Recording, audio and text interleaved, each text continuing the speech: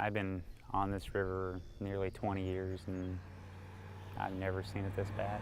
That's coming from a guy who's still able to slide across the Platte River with the power of a roaring V8 in only an inch of water.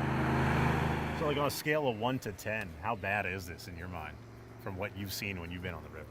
Oh, from a fish and wildlife standpoint, definitely a 10. Sturgeon, catfish, and carp suffocate in what water's left in Dodge County.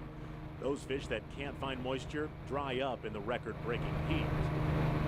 It's not hurting Bryson's airboat tour business, but the death lingering around the river channel weighs heavy on his heart. As much wildlife that we've seen dead around here, if we have less water, it's going to get much worse. 60 miles upstream, just on the west side of Columbus, it's already worse. The last time we had zero flow here at Duncan was in 2006, and that lasted from mid-July till about the end of the first week in September. Where there's supposed to be water, you'll only find a desert, dry sand from bank to bank. Any water left only moves because something alive struggles to survive. So when I move my foot, this keeps getting wetter and wetter. Does that indicate that the water is not very far from the surface here? That's exactly right. It's right below us now, and if we kept digging and put a cup in there, it would fill up with water. Nebraska DNR Director Brian Dunnigan says it's not as bad as it seems, but that doesn't make it good.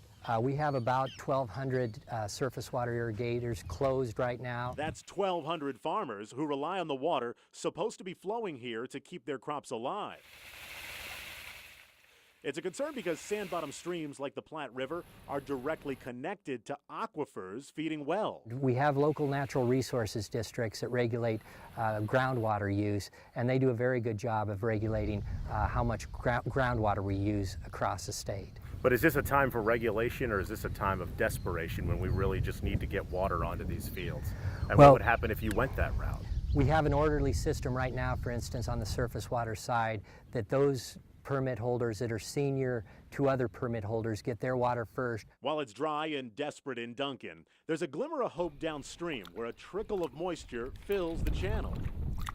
Any water that you see in the Platte River channel that's east of Columbus, well, it's not actually the Platte River. It's water flowing out of this, the Loup River Canal. Even the water from the canal isn't making much of a difference. Here, about 3 hours downstream, it never gets more than a foot deep, and it's as hot as bath water.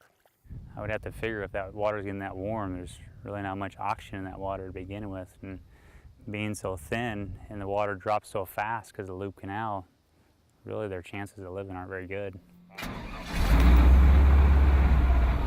From his captain's chair, 6 feet above the surface, Bryson can only watch the river shrink and save the few fish he finds to live another day. It's definitely very sad for any airboater or anybody that's in the wildlife that doesn't shed a tear over this. It's just hard to recognize what's going on. I just hope we get more water. While more water doesn't seem like an option, it's likely the reality facing the Platte River, and every animal and person who relies on its moisture must brace for the desert to come. On the Platte River, Dave Roberts, First News Nebraska.